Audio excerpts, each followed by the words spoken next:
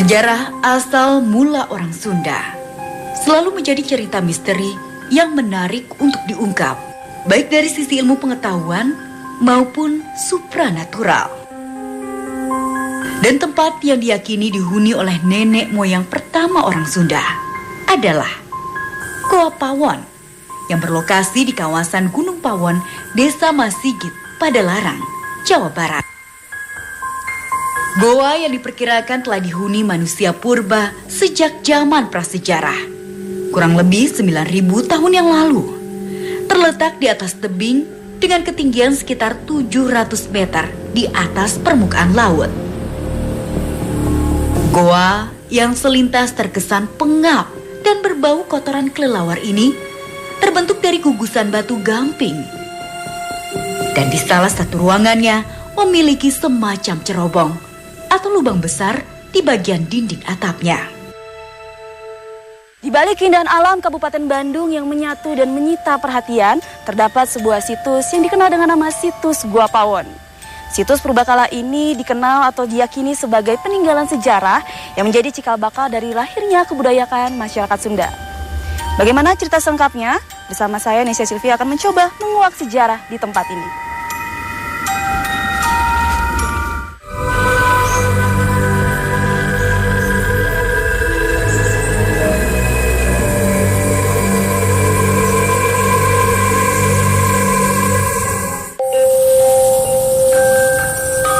Dalam perkembangannya, goa yang kini dijadikan sebagai tempat wisata andalan di daerah Padalarang banyak dikunjungi oleh warga masyarakat yang sekedar ingin melihat peninggalan masa prasejarah, sekaligus menikmati keindahan alam, atau yang sengaja datang berziarah untuk mendoakan leluhur tanah Sunda. Konon, ada beberapa nama tokoh gaib yang dipercaya sebagai leluhur yang dulu menghuni tempat ini. Ya, pernah saya bertemu gitu kan sama para leluhur di sini yang dipanggilnya Ibu Sepuh sama Rama Sepuh. Terus ada juga Eyang Tunggal, terus Eyang Mas Gumulung, terus ada juga Eyang Purba Kawasa, Eyang Purba Asih, Eyang Purba Wisesa. Untuk memperoleh informasi ilmiah seputar sejarah Goa Pawon, saya pun berjumpa Pak Lutfi yang akan menemani saya melakukan penelusuran lebih jauh di tempat ini. Baik, bagusnya kita langsung ke lokasi aja ya. Oke. Kita naik ke sini. Untuk mencapai gua utama, jalan mendaki dan cukup terjal. Saya lalui dengan hati-hati.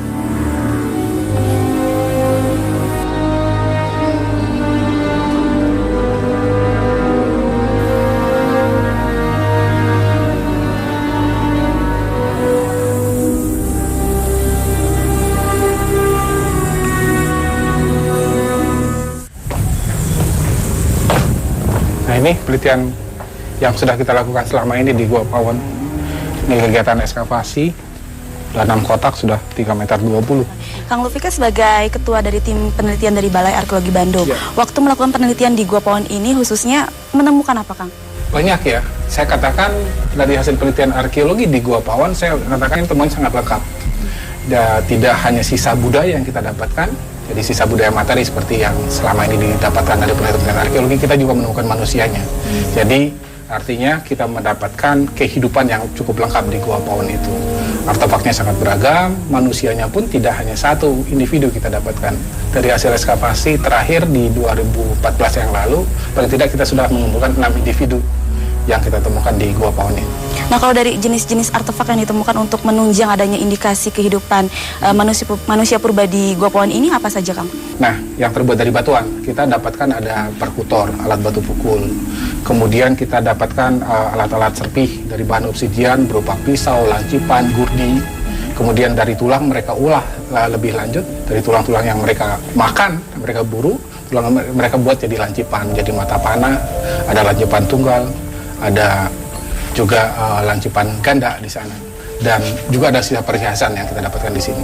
Kita tidak tahu siapa yang memakai perhiasan itu, tapi perhiasan yang kita dapatkan di Goa Pawon itu diantaranya ada yang terbuat dari gigi ikan, gigi hiu, satu seri dia di lubang bagian akarnya. Itu berupa kalung atau dibikin seperti apa? Saya tidak menemukan pengikatnya, tapi besar kemungkinan diikat, disatukan. Kemudian juga dari bahan moluska, itu cangkang moluska itu mereka olah juga jadi perhiasan. Kemudian dari taring kucing-kucingan, bisa aja dari harimau atau kucing hutan mereka olah jadi perhiasan. Meski dari usia, kerangka manusia yang ditemukan merupakan yang tertua di Jawa Barat. Namun, masih diperlukan penelitian lebih lanjut. Apakah benar manusia prasejarah yang mendiami Gua Pawon merupakan leluhur orang Sunda? Nah kan saya kan juga mendengar cerita dari masyarakat bahwa katanya di sini merupakan tinggalan tulang belulang ini merupakan cikal bakal atau dari nenek moyang masyarakat Sunda sendiri. Itu bagaimana kan sebenarnya? Iya, karena ya sampai sekarang kan asal usul Sunda masih tanda tanya. Siapa sebenarnya Ki Sunda itu? Dari kalau kita lihat temuan arkeologi selama ini, kalau kita ambil kawasan geografis Tatar Sunda, di Tambak Sari kita temukan satu gigi manusia purba. Umurnya di lapisan tanahnya 600.000 tahun yang lalu. Bisa juga jadi itu Ki Sunda. Tapi tanda tanya juga, apakah Gua Pawon? Nah, itu penting nanti dilakukan penelitian dari unsur DNA-nya. Kita bikinkan seriasi DNA-nya. DNA manusia Pawon, prasejarahnya yang disebut Ki Sunda, misalnya sudah dapat umurnya 9.500. Kalau misalnya dapat yang lebih bawah lagi, akan lebih tua lagi. Penamaan Gua Pawon sendiri berasal dari masyarakat sekitar. Pawon dalam bahasa Sunda berarti dapur. Karena pada saat pertama didatangi, di sekitar gua ini banyak ditemukan tulang belulang sehingga terlihat mirip sampah dapur. Dari situlah kemudian gua ini dinamakan Gua Pawon.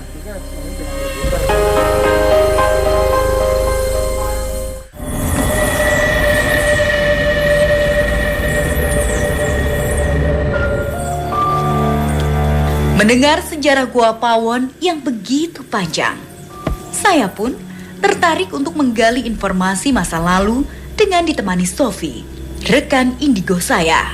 Nah Sofi, sekarang kan kita sudah berada di dalam kawasan Gua Pawon sendiri. Nah Sofi, bisa sedikit flashback nggak mengenai kawasan Gua Pawon ini sendiri? Kalau di sini flashbacknya aku kayak masa lalu ya, ini di masa lalu, orang-orang masa lalu yang nggunain bajunya itu kayak yang pakai daun alas daun gitu. Ya. Jadi ini udah mulai ada yang datang. Oh, tadi Sofi, aku ngeliat Sofi ke arah situ terus melihatnya ada sosok apa? Itu sosok kayak siluman kelelawar lagi. Siluman kelelawar. Ya, oh, ada siluman juga di sini. Ya. Sebelah situ kan tadi. Di situ tuh, di situ aku ngeliat ada kera warna putih. Tapi besar, tingginya semana? Besar, sekitar 2 meter ada kali ya. Nah di situ ya langsung kayak kita tuh kayak menarik dia gitu. Iya. Coba kita lihat sebelah sana, Sof. Iya. Nah Sofi, sekarang kan kita agak lebih masuk ke dalam Gua Pawon ini ya. Sekarang yang Sofi lihat itu bagaimana kondisinya?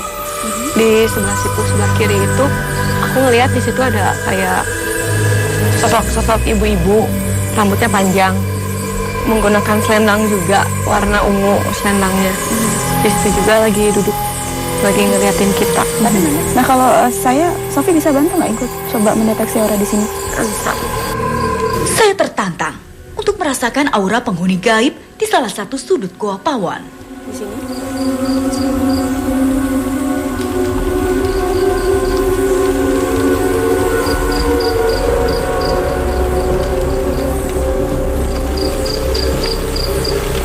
Nah ini sosok yang tadi, yang ibu-ibu yang menggunakan selendang ini, tepatnya ada di depan halaman aja ya.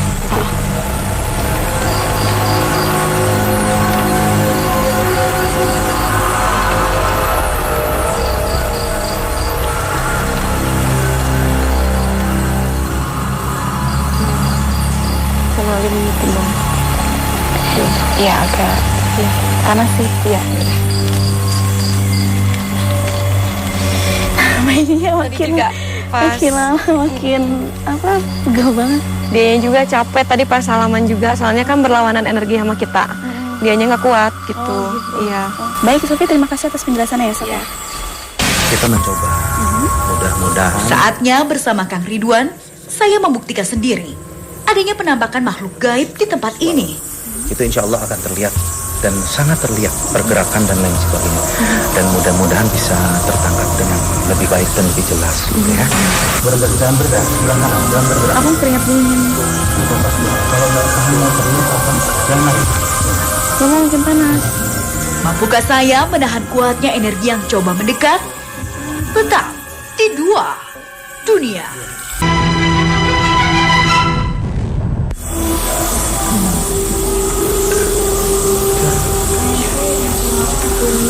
Besar, terus kayak sosok. Setelah beberapa saat menenangkan diri untuk berkonsentrasi, bermacam penampakan mulai terlihat secara kasat mata. Kang, dia kayak sosok manusia ya Kang? Sosok manusia, terus Kang makin gede.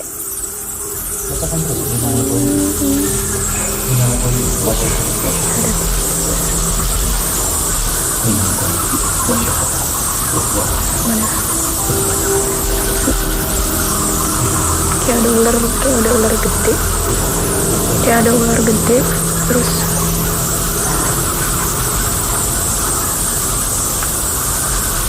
ada pergerakan di atas.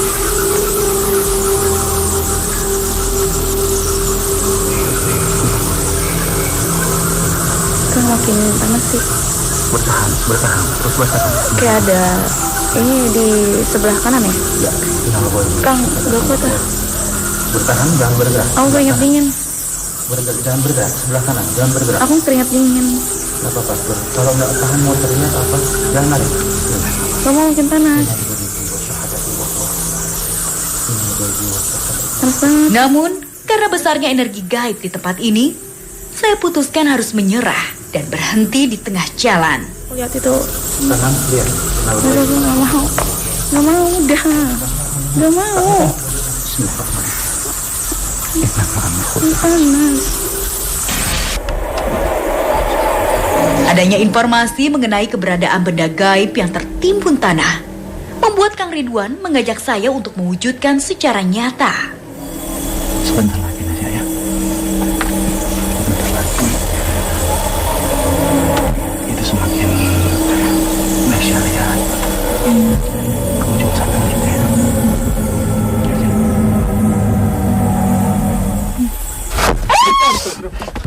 Sudah.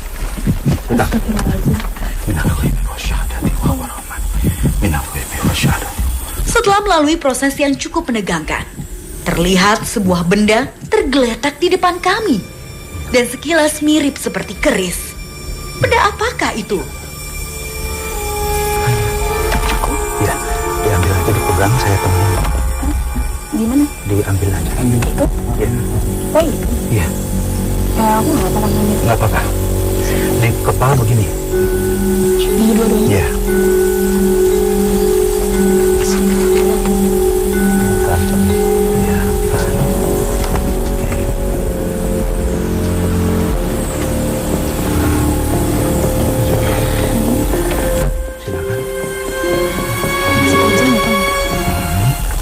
Ya Kang Ridwan, alhamdulillah ya tadi setelah melakukan proses penarikan benda pusaka akhirnya kita berhasil menarik benda ini. Nah ini sebenarnya benda apa ini Kang? Ini sebetulnya bukan senjata ya.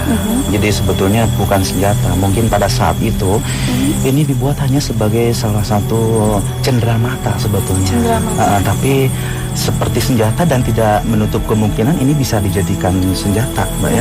Mungkin kalau kita lihat lebih dalam kembali itu dari bahan-bahannya ini mungkin zaman sekarang tidak akan ada ya bahan-bahan seperti begini gitu. Untuk menambah informasi yang saya dapatkan, saatnya mediumisasi kami lakukan. Satu mediator sudah bersiap diri. Assalamualaikum.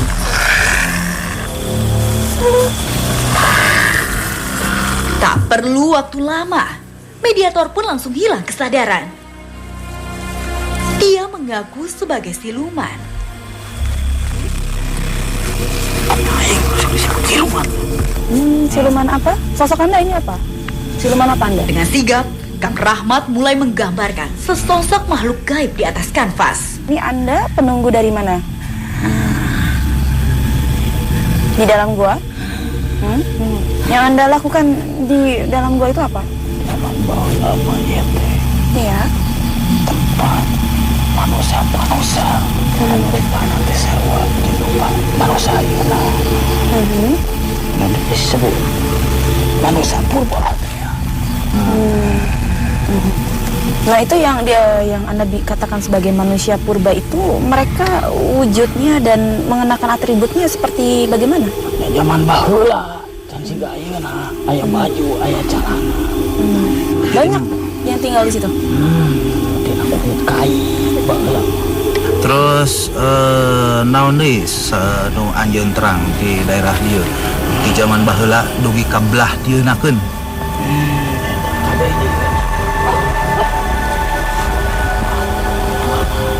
Para karongon mararane kene. Eta nu disebut datar Sunda teh. Kami HP ulama. Ieu tempat teh kudu dilindungi, kudu dijaga. Sabab ieu tempatna bangsa-bangsa kami, nyaeta bangsa gaib teh. Terus deui saatosna berjalanna waktu kamarana eta teh manusia purba teh cingan. Aya nu marawat di dieu loba oge anu ngalalencar ti dieu. Nah kalau penamaan dari Pawon sendiri itu yang memberi nama sebenarnya siapa? Kenapa dinamakan Pawon? Ya para karuan aja. Itu mempunyai arti nggak? Pani isan si Pawon. Ada nggak sih kaitannya Gua Pawon ini dengan asal mula dari leluhur pertama orang Sunda itu? Benar nggak yang disebut dengan Ki Sunda itu? Benar? Atau bagaimana? Anak-anak itu.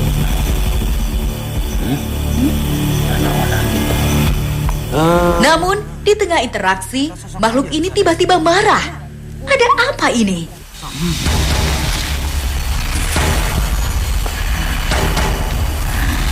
Iya, nampaknya makhluk yang masuk ke tubuh mediator ini tidak suka wujudnya divisualisasikan oleh Kang Rahmat. Kita wujud aja juga gitu sama. Makhluk ini menantang Kang Ridwan untuk adu kekuatan. Kita wujud aja di sana.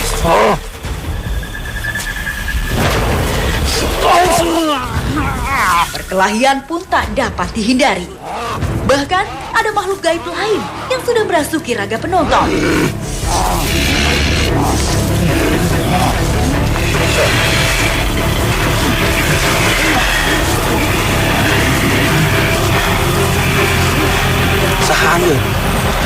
Saha anjeun. Makhluk ini terlihat kurang bersahabat dan menantang Kang Ridwan untuk bertarung.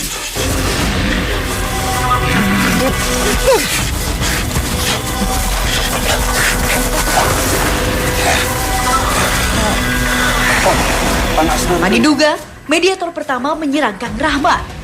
Situasi pun menjadi kacau. Jangan kemana-mana, tetap di Dua Dunia. Asal tentang tanpa.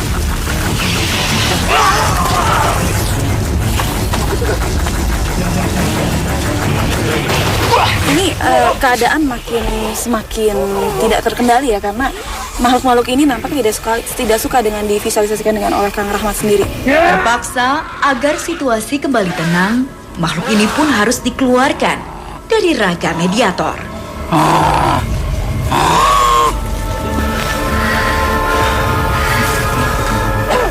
Kang Rahmat, tadi dari hasil mediumisasi kita, Bagaimanakah wujud asli makhluk tersebut?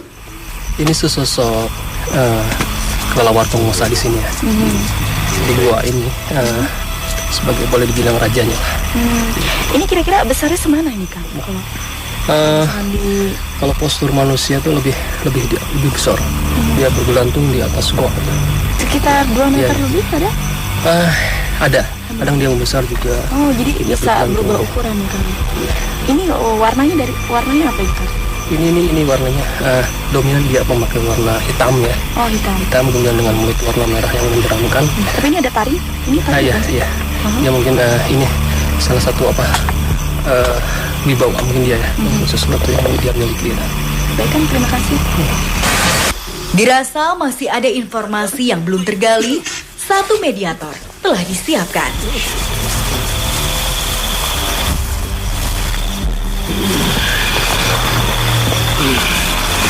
Assalamualaikum. Ya, saya boleh berkenalan dengan Anda? Anda ini siapa? Anjeun tina golongan naon? Kali ini, makhluk yang merasuk mengaku sebangsa jin. Kera. Iya. Di sebelah mana Anda menunggu gua ini? Ini keranya warnanya apa? Oh, hawo. So, naon anjeun julukanana di dieu teh? Iya. Wa nya sok terus naon nu anjeun terang di daerah dieu? Kenapa Anda nggak berani atau nggak mau ngejelasin?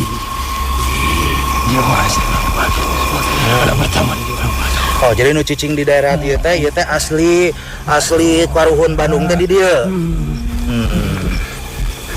Ya udah. Geus nu ngajelaskeun sok atuh nya. Tidak banyak informasi yang diberikan, sebaliknya makhluk ini susah dikendalikan. Tiba-tiba, makhluk ini mencoba memanjat pohon.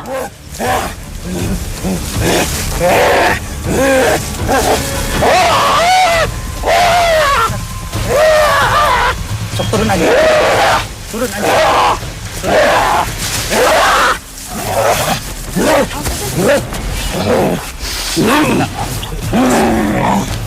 Dirasa tak bisa memberikan informasi lain, mediator pun disadarkan. Selamat tadi dari hasilnya. Sebenarnya, makhluk apakah yang merasuk raga mediator? Sesosok monyet, monyet kera ya dengan badan putih. Jadi kemudian dia kalau postur dari tubuhnya lebih ke arah manusia dengan kayak orang-orang purba gitu ya, postur tubuhnya gitu.